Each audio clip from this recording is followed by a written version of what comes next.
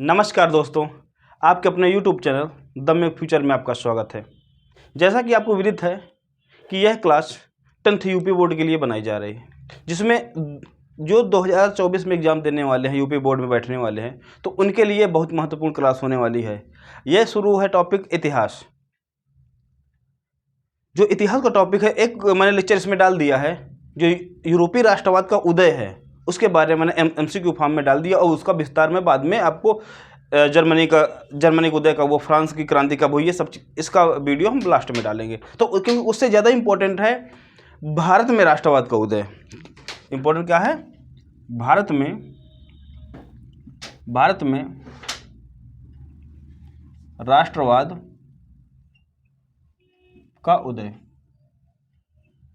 भारत में राष्ट्रवाद का उदय, ये बहुत इंपॉर्टेंट टॉपिक है। हाँ, थोड़ी असुविधा आपको जरूर हो सकती है कि क्लियर वीडियो नहीं देख रहा। वो तो कोशिश रहे कि क्लियर वीडियो आए, लेकिन थोड़ी लाइट की समस्या है हमारी तरफ, तो इसलिए थोड़ा समस्या होगी, तो उसको एडजस्ट आप लोग कर सकते हैं। ठीक है, चलिए। तो भारत में राष्ट्रवाद का जो उदय है, इसके बारे में हम लोग विस्तार चर्चा करेंगे। अब भारत में राष्ट्रवाद का उदय हुआ कैसे, और आपका सिलेबस दरअसल है क्या। जो भारत में राष्ट्रवाद का उदय हुआ, जो आपका जो 10th यूपी बोर्ड का सिलेबस है, वो 1920 के बाद से है।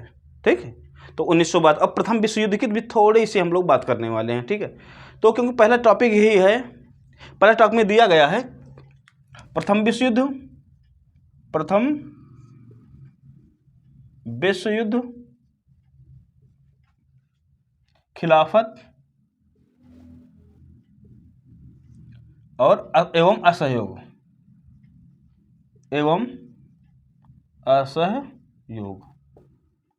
जो भारत में राष्ट्रवाद का उदय है, इससे कुछ आना ही आना रहता है। ऑब्जेक्टिव भी आएगा, मैपिंग भी आएगी, और ये आंदोलन के बारे में भी पूछा जाता है कि खिलाफत आंदोलन से आप क्या समझते हैं, महात्मा गांधी ने किन आंदोलन में भाग लिया, महात्मा गांधी का पहला आंदोलन कौन था, ये सब चीज़ें आएंगी। तो मैं पूरी विस्तृत जानकारी दूंगा कि ये राष्ट्रवाद का उदय हुआ कैसे। सुन लीजिए, जो आपका सिलेबस है उसके अकॉर्डिंग हम बात करें तो ये प्रथम विश्व युद्ध से शुरू हो जाता है। और जब युद्ध हुआ, अब राष्ट्रवाद का उदय होता कैसे, सुन लीजिए। जब युद्ध हुआ तो उस समय युद्ध के नाम पर ढेर सारे खर्चे आरोपित किए जाने लगे, बहुत सारा खर्चे हुए, और खर्चों को पूरा करने के लिए लोगों से टैक्स वसूलने लगे, और ये टैक्स जब वसूलने लगे तो लोगों पर समस्याएं आने लगी, और टैक्स के माध्यम से वसूलने लगे। इसके बाद जो कृषि, हाँ, जबरदस्ती भी लोगों को, जब प्रथम विश्व युद्ध हो रहा था, प्रथम विश्व युद्ध कब हुआ, कभी क्वेश्चन आ सकता है। प्रथम विश्व युद्ध 1914 से 18 के बीच में हुआ। ठीक है, अब जबरदस्ती, भाई युद्ध में लोगों को जरूरत है, तो गांव के लोगों को जबरदस्ती सेना में भर्ती किया जाने लगा। तो इससे भी लोग नाखुश हुए कि जबरदस्ती भर्ती कर रहे हैं हमको। और इस समय जो फसलें थी, फसलें भी बर्बाद होने का कगार पर आ गई, और जब फसलें बहुत ज़्यादा लोग बर्बाद हो गई, लोग जो भाव थे, कीमतें थी हर वस्तुओं की, वो दोगुना के स्तर पर पहुंच गई। हर कीमतें बहुत ज़्यादा बढ़ चुकी थी। तो जब कीमतें बढ़ चुकी थी, और लोग इस समय त्राहिमाम कर रहे थे, और जो फसल भी इस समय 1920 के दशक के आसपास फसलें भी बर्बाद हो गई। और फसलें जब बर्बाद हुई, लगभग 120 से 130 लाख, समझ रहे हो ना, मतलब 1,20,00,000 या 1,30,00,000 के आसपास लोग क्या हुए, मृत्यु हुई उनकी। इसी समय एक महत्वपूर्ण नेता का जन्म होता है, इस समय आगमन होता कह सकते हैं, वो थे महात्मा गांधी। और हम लोग पूरी अब इसी यात्रा वृतांत को चलने वाले हैं, महात्मा गांधी के विषय में सुन। अब आ गए बीच में महात्मा गांधी। अब थोड़ा सा महात्मा गांधी जी का बैकग्राउंड देख लेते हैं। महात्मा गांधी, अभी तक तो ये इंट्रो था, अब आते हैं मेन लीड पर, महात्मा गांधी। तो महात्मा गांधी के बारे में थोड़ा सा जान लेते हैं। तो महात्मा गांधी का जन्म पहले देख लेते हैं। जन्म हुआ कहाँ? जन्म हुआ पोरबंदर में। तारीख कौन सी थी? 2 अक्टूबर 1969। 2 अक्टूबर 1969। ठीक है, इनका जन्म हुआ पोरबंदर। कहाँ हुआ? पड़ता ही है गुजरात में। इनके पापा का नाम क्या नाम था? मोहनदास। पापा का नाम क्या था? पिताजी मोहनदास। माता जी का नाम पुतलीबाई।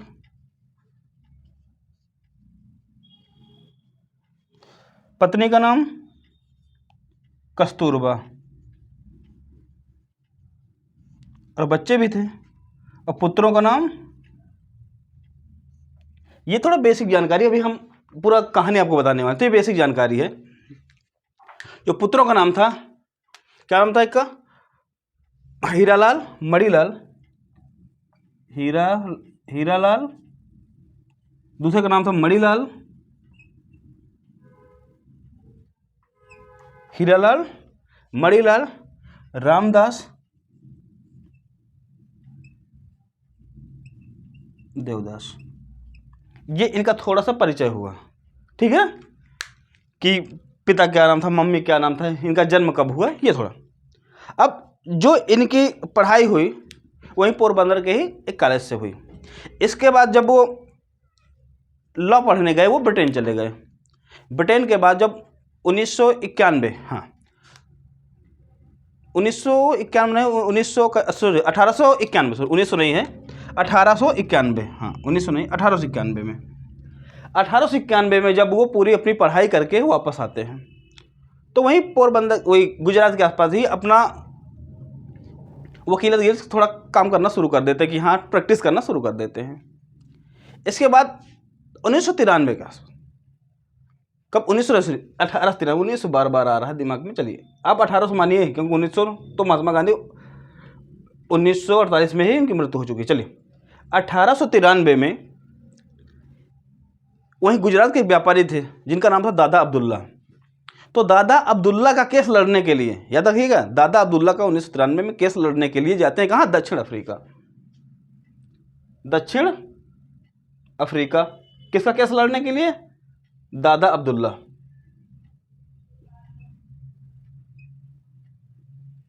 दादा अब्दुल्ला का केस लड़ने के लिए दक्षिण अफ्रीका जाते हैं। अफ्रीका वही थोड़ा व्यापार का मामला था। अब मामला कैसे? इसके दादा अब्दुल्ला के भाई के साथ ही दक्षिण अफ्रीका में व्यापार का ही मामला था। तो व्यापार का मामला समझौता कराते हैं, ठीक है, और क्या करते हैं? समझौता करा देते हैं व्यापार का। इसके बाद अब वो देखते हैं कि भेदभाव बहुत ज़्यादा हो रहा था। एक बार ये जा रहे थे, थोड़ी कहानी इनके टर्निंग पॉइंट कहाँ से महात्मा गांधी को राष्ट्रवाद की भावना कब से जागृत हुई? अचानक नहीं आ गई। पहले बहुत बड़े अंग्रेज भक्त थे, अब कैसे कैसे इनका अंग्रेजी भक्ति कैसे टूटती है, वो पूरी कहानी है, बताने जा रहा हूँ। चलिए, एक बार वो दक्षिण अफ्रीका एक जगह है मॉरिसबर्ग,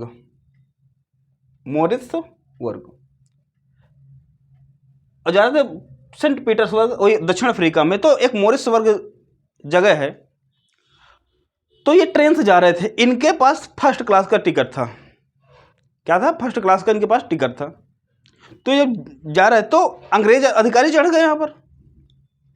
जब अंग्रेज अधिकारी चढ़ गए आगे, तो कह रहे भैया उतरिए, आप काले हैं, उतर जाइए। तो महात्मा गांधी ने कहा देखिए मेरे पास फर्स्ट क्लास का टिकट है, मैं क्यों उतरूँ? तो कह नहीं, यहाँ अलाउ नहीं है काले लोगों का। काले मतलब कोई भी व्यक्ति जो यूरोपियन ना हो, ठीक है ना। चल, तो इनको कह रहे थे कि भैया हम उतरेंगे नहीं, आप फेंक दे रहे तो फेंक दी। तो वही अंग्रेज उनको उतार दिए, जबरदस्ती उतार दिए। और रात भर लिखते हैं अपनी पुस्तक में, माय एक्सपेरिमेंट विद ट्रुथ, अपनी किताब में लिखते हैं कि मैं पूरी रात इस स्टेशन में गया, ठिठुकता रहा। फिर अब यहीं से अब उनको लगा कि देखो, जब मैं इतना पढ़ा लिखा व्यक्ति, एक लॉयर, मेरी इज्जत नहीं हो रही, तो यहाँ जो अफ्रीका में लोग रह रहे हैं, जो भारतीय मूल के लोग रह रहे हैं, उनके प्रति कितना अत्याचार होता होगा। यहीं से अब शुरुआत होती है महात्मा गांधी, थोड़ा राष्ट्रभक्ति यहीं से जागती है। अब जब राष्ट्रभक्ति यहीं से जागती है तो थोड़े बहुत सारे फिनिक्स आश्रम, बहुत सारे आश्रम वहीं स्थापना करते हैं। और 1909 में अपने की किताब लिखते हैं, हिंद स्वराज। हिंद स्वराज, याद रखिएगा, लिखते भी जाइए, हिंद स्वराज। 1909 में किताब लिखी जाती है हिंद स्वराज। कौन लिखता है? महात्मा गांधी जी किताब लिखते हैं। ये अफ्रीका की बात है। अभी महात्मा गांधी भारत नहीं आए हैं, याद रखिए बात, महात्मा गांधी अभी भारत नहीं आए हैं, वहीं अफ्रीका में हिंद स्वराज लिख। ये सब घटनाएं हो रही हैं। इसी समय एक वहाँ बोअर का युद्ध होता है। बोअर के युद्ध में भी अंग्रेजों का ही साथ देते हैं महात्मा गांधी। अब इसी समय प्रथम विश्व युद्ध भी शुरू हो जाता है। प्रथम विश्व युद्ध कब होता है आपको पता है? डेट मैंने बता दी, 14 के बीच में।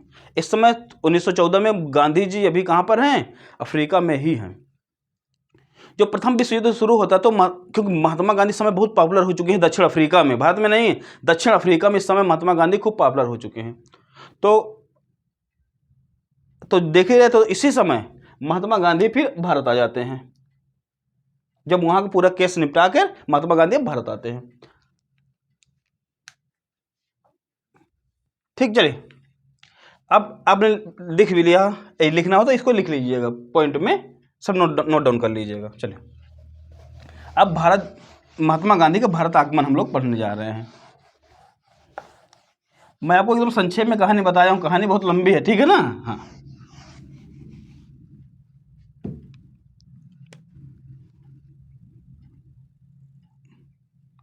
महात्मा गांधी का भारत आगमन।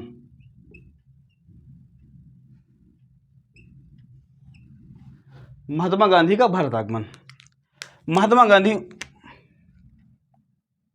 1915 में भारत 1915 में भारत महात्मा गांधी आते हैं। तारीख समझ लो 9 जनवरी 1915 को महात्मा गांधी भारत आते हैं। जब महात्मा गांधी भारत आते तो इन्हीं परिप्रेक्ष्य में मनाया जाता है प्रवासी दिवस, ठीक है ना। किसके आगमन पर? महात्मा गांधी के आगमन। चलिए 9 जनवरी को 1915 को महात्मा गांधी दक्षिण अफ्रीका से भारत आते हैं। अब भारत आने के बाद भाई वहाँ तो थोड़ा सक्रिय हो ही गए हैं, तो महात्मा गांधी को इस समय भारत में भी लोग जानने लगे हैं, क्योंकि दक्षिण अफ्रीका तो फेमस हो चुके हैं। अब भारत में भी लोग महात्मा गांधी को जानने लगते हैं। जब महात्मा गांधी भारत आते हैं तो उनको लगता है अरे हम नेता हैं, अब हर जगह हम भी भारत में आंदोलन करेंगे। तो मिल जाते हैं गोपाल कृष्ण गोखले। गोखले जी कहते हैं भैया ये दक्षिण अफ्रीका नहीं है, ये भारत है, स्थितियाँ अलग हैं यहाँ। तो कभी कभी क्वेश्चन पूछा जाता है कि महात्मा गांधी के राजनैतिक गुरु कौन हैं? महात्मा गांधी के राजनैतिक गुरु तो कौन है? गोपाल कृष्ण गोखले। कृष्ण गोखले। तो गोपाल कृष्ण गोखले ने कहा भैया कि आप अभी नहीं, आप 2 साल रुक जाइए, 1-2 साल थोड़ा भारत का भ्रमण कीजिए, तब पता चले कि यहाँ की स्थितियाँ क्या हैं, इसके बाद आप आंदोलन करिएगा। तो महात्मा गांधी उनकी बात मान लेते हैं और 2 साल स्टॉप करते हैं। 15 हो गए। चलिए अब इसी बीच में कुछ गतिविधियाँ करते हैं। महात्मा गांधी आते पहली बार अपना जन भाषण देते हैं बनारस में 1916 के आसपास। तो पहला 1915-16 में ये बनारस में पहला जन भाषण देते हैं। कहाँ पर? बनारस में, बनारस हिंदू विश्वविद्यालय में अपना भाषण देते हैं। इसके बाद इसी समय 1916 में कांग्रेस का अधिवेशन होता है। कांग्रेस का अधिवेशन कहाँ? लखनऊ अधिवेशन। कांग्रेस का लखनऊ अधिवेशन 1916 कांग्रेस का लखनऊ अधिवेशन। और अंबिका चरण मजूमदार जो कांग्रेस के लखनऊ अधिवेशन के तो अध्यक्ष होते हैं। अंबिका चरण मजूमदार क्या होते हैं? अध्यक्षता करते हैं। ये क्वेश्चन पूछा जाता है बच्चा, ये मैपिंग में क्वेश्चन पूछा जाता है कि कांग्रेस का लखनऊ 1916 में कांग्रेस का लखनऊ अधिवेशन कहाँ हुआ, तो आपको बताना भी रहेगा और कहाँ हुआ, लखनऊ में। तो मैपिंग में आता है यहाँ से क्वेश्चन, ये सब मैपिंग के क्वेश्चन है, याद रखिएगा। ऑब्जेक्टिव भी बनता है, मैपिंग भी बनता है। तो महात्मा गांधी की तो जीवन परिचय कभी कभी आ जाए सब चीज़ें लिखने के लिए कि भारत में आने पर उन्होंने कौन कौन सी गतिविधियाँ की है, तो आप लोग लिख सकते हैं, ठीक है ना। तो समझने में ज़्यादा फोकस दीजिए और ये लिखते भी रहिए। कांग्रेस का लखनऊ अधिवेशन 1916 में, और गांधी जी यहीं पर आए थे। गांधी जी जो पहला कांग्रेस में भागीदारी किए थे, आए थे गांधी जी। कहाँ? लखनऊ अधिवेशन में। अभी सदस्य नहीं हैं लेकिन भागीदारी की। अध्यक्ष कौन थे उस समय? अंबिका चरण मजूमदार। किसके अध्यक्ष थे? कांग्रेस के। ठीक, कोई दिक्कत? चलिए अब यहीं पर बिहार से बहुत सारे लोग आते हैं। इस समय बिहार में एक पद्धति चल रही होती है जो नीलहे कृषि होती है, जो नील खेती होती है। नील खेती इस समय डाई का भी प्रयोग होने लगता है। जब डाई का प्रयोग होने लगता है तो नील अप्रासंगिक हो जाती है, मतलब नील की खेती ज़्यादा लोग करते नहीं हैं। जब नील की खेती जब होती नहीं है ज़्यादा, तो नील की जो मांग भी कम, नील की खेती तो हो रही थी लेकिन वहाँ डाई का आविष्कार हो जाता है। जब डाई का आविष्कार हो गया तो नील की मांग कम हो गई। जब नील की मांग कम हो गई तो यहाँ के लोग परेशान। अब इसी का अंग्रेज फायदा उठाकर कि भैया नील की खेती आपको छोड़ना है तो आपको पैसा, मतलब टैक्स आपको ज़्यादा देना पड़ेगा। ठीक है, क्या हुआ, टैक्स आपको ज़्यादा देना पड़ेगा। तो कुछ व्यक्ति आते हैं कहाँ से, बिहार से। तो ठीक, जो व्यक्ति आए उनमें थे राजकुमार शुक्ल। कौन थे, राजकुमार शुक्ल। राजकुमार शुक्ल राजकुमार शुक्ल आए और महात्मा गांधी से लखनऊ में मुलाकात की। लखनऊ में मुलाकात करने के बाद उन्होंने पूरी स्थिति बताई, कहाँ के, बिहार के बारे में। बिहार के बारे में पूरी स्थिति बताई। ये जब जो घटनाएं हुई कि अंग्रेज ये कर रहे हैं भाई नील की खेती अप्रासंगिक हो चुकी है, बहुत समस्याएं आ रही हैं, तो महात्मा गांधी अब आंदोलन करते हैं पहला। नोट डाउन कर लीजिएगा, ठीक, चलिए।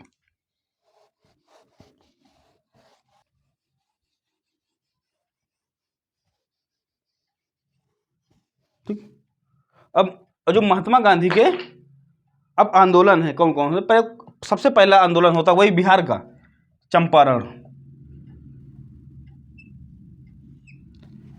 ये मैपिंग के लिए भी मोस्ट इंपॉर्टेंट क्वेश्चन है, शॉर्ट क्वेश्चन के लिए भी मोस्ट इंपॉर्टेंट क्वेश्चन है, और ऑब्जेक्टिव के लिए भी मोस्ट इंपॉर्टेंट, ये सभी मोस्ट इंपॉर्टेंट क्वेश्चन है, करा रहा हूं। ठीक, चलिए। इस समय बिहार, चंपारण कहां पर, बिहार में। ये क्या था, महात्मा गांधी का प्रथम, महात्मा गांधी का प्रथम सत्याग्रह। महात्मा गांधी का प्रथम सत्याग्रह आंदोलन कौन सा था, चंपारण, बिहार में। कब हुआ, ये 17 अप्रैल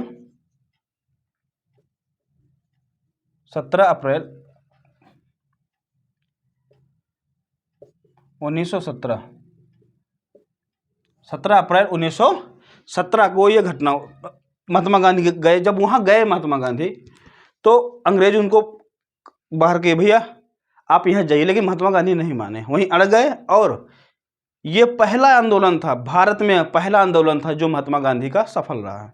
कौन सा, चंपारण आंदोलन 1917। कहाँ, चंपारण, कहाँ पर, बिहार में। काहे के लिए था ये, नील खेती के लिए। काहे के लिए था, नील की खेती के लिए। इसी बोलते थे क्या, तीन कठिया पद्धति, तीन कठिया पद्धति। क्या थी, तीन कठिया पद्धति, ठीक है ना। किसको क्या बोलते थे, तीन कठिया पद्धति। इसके खिलाफ आंदोलन था चंपारण 1917 का। कब हुआ, 17 अप्रैल 1917 को पहला महात्मा गांधी का आंदोलन सफल हुआ। और जब पहला आंदोलन सफल हुआ तो महात्मा गांधी को लोग और जानने लगे। अब दूसरा आंदोलन होता है महात्मा गांधी का, सेकंड जो आंदोलन होता है उसको बोलते हैं खेड़ा आंदोलन। खेड़ा, फिर अगला होता है अहमदाबाद। ठीक है, खेड़ा और अहमदाबाद। और खेड़ा काहे के लिए था और अहमदाबाद, दोनों क्वेश्चन मोस्ट इंपॉर्टेंट है। दोनों हुए 1918 में और दोनों लगभग मार्च में। कब हुए, मार्च की घटना है दोनों। चलिए, अहमदाबाद क्या था, अहमदाबाद था मिल आंदोलन। कब हुआ घटना, 1918। क्या था ये, मिल आंदोलन था, मिल आंदोलन। मिल आंदोलन मतलब क्या है, उस समय एक प्लेग नामक बीमारी होती थी। तो प्लेग उस समय जब फैल गया तो जो मिल, कपड़ा मिल थी, ठीक है, मिल कैसी थी, कपड़ा मिल। कपड़ा मिल में जो लोग काम कर रहे सब लोग छोड़ छाड़ के भागने लगे।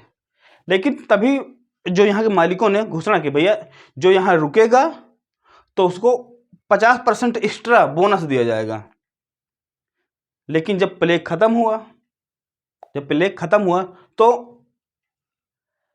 जो मालिक थे मुकर रहे थे देने से, क्या, बोनस। और कह रहे थे भैया 25% देंगे, ठीक है, कितने, 25% ही देंगे, लेना हो तो ले लीजिए, नहीं तो जितने भी मजदूर थे सब धरने पर बैठ गए। जब धरने पर बैठ गए तो इसमें महात्मा गांधी जी को बुला गया, तो महात्मा गांधी भी धरने पर आ गए। ठीक, और ये भी एक आंदोलन सफल रहा। ठीक, और फिर लगभग बीच बंटवारा हुआ लगभग वही, तो इधर 25 दे रहे हैं, उधर ये मांग रहे हैं, तो लगभग वही 35 के आसपास मामला सेट हुआ बीच में। ठीक है ना, वही 30 के आसपास, 30-35 के आसपास मामला सेटलमेंट हुआ। चलिए अब इधर आइए, खेड़ा। खेड़ा ये मजदूरों के लिए किसान आंदोलन था। कैसा था? ये भी किसान आंदोलन था। आइए, कैसा था किसान आंदोलन? खेड़ा दोनों कहाँ पर है? गुजरात में है। ये बिहार में है, ये गुजरात में है। खेड़ा और अहमदाबाद कहाँ पर? गुजरात में। चलिए, तो इस समय जो किसान होते, किसानों की फसल बर्बाद हो जाती है। जब किसानों की फसल बर्बाद हो जाती है तो एक राजस्व संहिता जो बनाई जाती है, तो उसमें किसान, ये जब फसल बर्बाद हो जाती है, तो जब फसल बर्बाद हो जाए तो टैक्स नहीं मांगा जाता। लेकिन फसल बर्बाद होने के बावजूद भी अंग्रेज क्या कहे, टैक्स मांग रहे थे।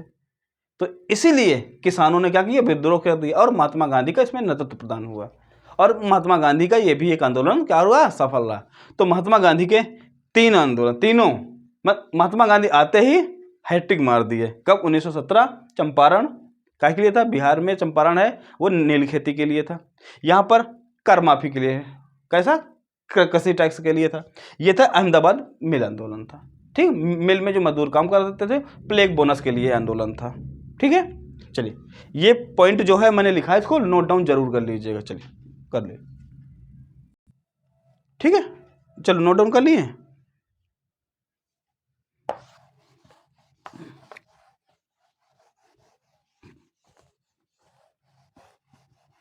चलिए, महात्मा गांधी के आंदोलन सफल हुए। अब लेकिन आपको पता है 18 अब चल रहा है ना, इस समय प्रथम विश्व युद्ध चल रहा है, समाप्ति की ओर है। और एक चीज मैंने थोड़ी कहानी बीच में मिस कर दी। जब महात्मा गांधी भारत आ गए तो महात्मा गांधी की ख्याति अच्छी है, तो अंग्रेजों ने महात्मा गांधी विनती की थी कि यदि हम जीत जाएंगे, मतलब से प्रथम विश्व युद्ध में आप हमारा सहयोग करते हैं, तो हम आपको स्वराज देंगे। हिंद स्वराज किताब भी लिखी थी उन्होंने 9 में। उनको पता था कि अब महात्मा गांधी का अंग्रेज वो जो भारत के प्रति नजरिया बता, वो उनको स्वराज चाहिए। तो अंग्रेजों ने एक वादा किया था कि यदि हम प्रथम विश्व युद्ध जीत जाएंगे, हम आपको क्या देंगे, स्वराज दे देंगे। ठीक है, महात्मा गांधी ने बहुत सारे लोगों को प्रेरित किया और बहुत सारी भर्तियां भी करवाई 1915-16 में। 18 चल रहा है। ठीक है, चलिए अब 1918 में ही जैसे ही प्रथम विश्व युद्ध समाप्त होता है, जिस समय कीमतें तो बढ़ चुकी है ही हैं, और 1919, 18 के बाद आता है 1919 में जो बताए रियायत देने के बजाय कि हम आपको स्वराज देंगे, और एक काला कानून ले आते हैं जिसका नाम है रॉलेट एक्ट। बहुत इंपॉर्टेंट है।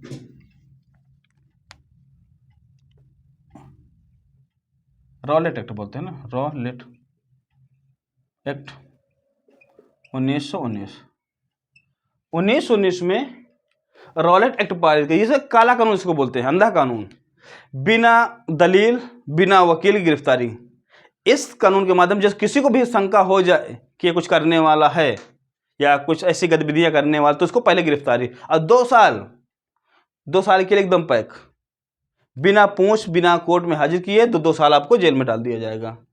ये ऐसा कानून। तो बहुत सारे लोगों की गिरफ्तारियां हुई, लोग धरने प्रदर्शन किए, और लगभग अप्रैल की बात है, जब पता भाई आप किसी से अपेक्षा कर रहे हैं, जैसे आपके पापा या कोई भी रिश्तेदार है, कोई भी व्यक्ति है, आपका भैया एक लोटा पानी दे दीजिए, हम आपको चॉकलेट देंगे, और चॉकलेट ना दे, कान के नीचे एक दे दे। समस्या होगी। यही हुआ यहाँ पर। हमने अंग्रेजों को सहयोग दिया प्रथम विश्व युद्ध में, और हम हमारे लिए क्या कर रहे हैं, रॉलेट एक्ट ला रहे हैं। बोल रहे तो भैया आपको रियायत देंगे, सुविधाएं अच्छी देंगे, और कर क्या रहे हैं, रॉलेट एक्ट, तो कानून लेकर आ रहा है, जिससे भारतीयों की जिंदगी और नरक हो जाती है। अब ये समस्याएं तो पूरे पंजाब, पूरे देश में, इवन पूरे देश में हड़कंप मच गया। अब महात्मा गांधी दिल्ली इस समय गए, तो महात्मा गांधी को दिल्ली भी प्रवेश करने नहीं दिया गया कि महात्मा गांधी जाएंगे, जन आंदोलन खड़ा करेंगे, समस्या हमारी, तो महात्मा गांधी को प्रवेश करने नहीं दिया गया। और इस समय बहुत सारे नेताओं को, पंजाब में बहुत सारे नेताओं को जेल में डाल दिया गया। जेल में कौन कौन नेता डाले गए? एक थे डॉक्टर सैफुद्दीन किचलू, डॉक्टर सैफुद्दीन किचलू। दूसरे थे डॉक्टर सत्यपाल, ठीक है। डॉक्टर सत्यपाल और सैफुद्दीन कुचलू को गिरफ्तार, ये बहुत बड़े नेता थे। डॉक्टर सैफुद्दीन कुचलू और सत्यपाल मलिक को गिरफ्तार कर लिया गया, कहाँ, पंजाब के पास। अब इसी समय एक बैसाखी त्योहार, ये लगभग 10 अप्रैल के आसपास की बात है, उस समय इनको गिरफ्तार कर लिया गया। और जब गिरफ्तार कर लिया गया तो लोग धरना प्रदर्शन करने लगे, भैया हमारे नेता को छोड़िए, हमारे नेता को छोड़िए। अब इसी बीच में एक तारीख है जिसका नाम 13 अप्रैल।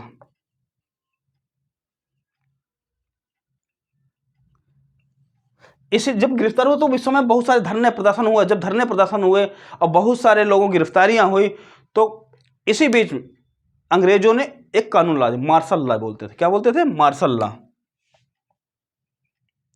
मार्शल लॉ मतलब धारा 140 होती है ना, मार्शल लॉ लागू कर दिया। क्या? पूरे पंजाब में मार्शल लॉ लागू कर दिया। लेकिन लोगों को, देखो, कुछ गांव के लोग थे, उनको पता नहीं था ये मार्शल लॉ क्या है, लागू हुआ कि नहीं लागू हुआ, पता ही नहीं था उनको। तो जब बैसाखी के त्यौहार था, 13 अप्रैल की बात है, बैसाखी त्यौहार था, तो अमृतसर में एक जगह है, अमृतसर में जलियांवाला बाग।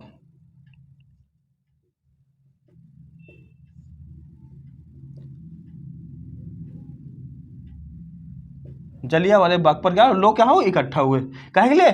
शांतिपूर्ण धरना प्रदर्शन कर रहे थे। बैसाखी त्यौहार था, शांतिपूर्ण क्या कर रहे थे? धरना प्रदर्शन कर रहे थे। अब अंग्रेजों को बात ये पता लगा कि धरना प्रदर्शन कर रहे हैं, वो हथियार बंद नहीं थे, शांतिपूर्ण धरना प्रदर्शन हो रहा था। तो अंग्रेज आए और इस समय अंग्रेज की कमान संभाले हैं general R Dyer. General R Dyer. दो लोग हैं, सुन लीजिए, जनरल डायर नाम के 2 लोग हैं, एक जनरल ओडायर और एक जनरल आर डायर। सुने, ये बड़ा अधिकारी है जनरल ओडायर, और ये जो वहां का सेना का नेतृत्व कर रहा है, सैनिक का नेतृत्व कर रहा है, पुलिस का नेतृत्व कर रहा है पंजाब में, वो जनरल आर डायर था। गोली किसको मारी गई थी? जनरल ओडायर को, जनरल आर डायर को नहीं। आर डायर उतना बड़ा अधिकारी नहीं है, ठीक है ना। आर डायर, इसने आदेश दिया था, general R Dyer. O Dyer ने आर डायर को अधिकार दिया था। तब चारों तरफ से जितने दरवाजे थे वहीं पर तोप लगवा दिया, बंदूक लगवा दिया, और सभी को अंधाधुंध गोलियां चलाई गई। और वहां पर कुआं भी था, तो जो लोग बचने के चक्कर में लोग एक ऊपर कुएं में चले गए और बहुत सारे लोगों की मृत्यु हुई। तो जब सरकारी डाटा है उसमें 300 कुछ लोग बता, लेकिन लगभग हजारों लोग की संख्या में मृत्यु हुई, और हजारों लोग संख्या मृत्यु हुई और हजारों लोग क्या घायल हो गए। इतनी बुरी स्थिति थी। इसी घटना को 13 अप्रैल 1919 की घटना को बोलते हैं जलियांवाला बाग हत्याकांड। क्या बोलते हैं? जलियांवाला बाग हत्याकांड। इसे क्या बोलते हैं? जलियांवाला बाग हत्याकांड। ठीक है। फिर बाद में जनरल आयर डायर को भारतीयों ने क्या कहा, गोली मार देते वहीं ब्रिटेन में जाकर। चलिए, ये कहानी खत्म होती है यहां से।